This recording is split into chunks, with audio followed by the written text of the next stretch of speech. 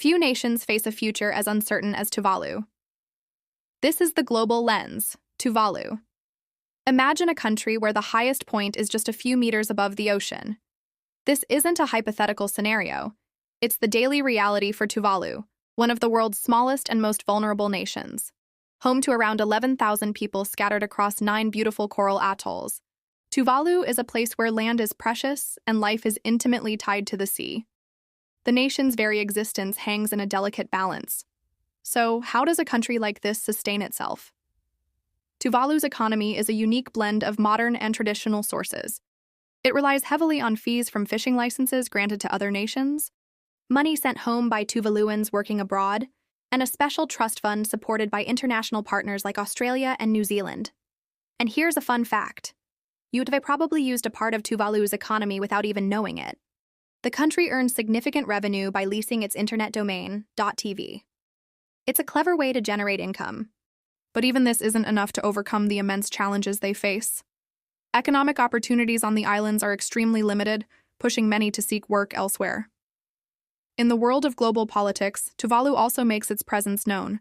It's one of the few countries that maintains full diplomatic relations with Taiwan, a stance that sets it apart in the Pacific.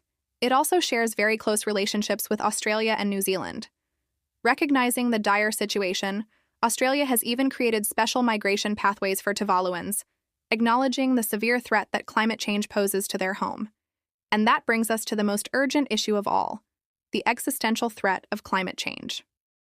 For Tuvalu, this isn't a distant problem for future generations. It's a clear and present danger. Rising sea levels are relentlessly eating away at the coastline. Powerful storm surges, once rare, are becoming more frequent and destructive, flooding homes and infrastructure. Salt water is seeping into the ground, contaminating the fragile freshwater lenses that people depend on for drinking and agriculture. This slow-motion crisis is jeopardizing the very habitability of the islands. It's forcing the people of Tuvalu into heartbreaking discussions about the unthinkable. A future where they might have to relocate, leaving their ancestral homeland behind forever. They are not just fighting for development or a better economy.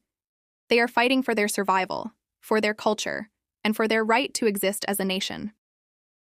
The story of Tuvalu poses a profound question to the entire world.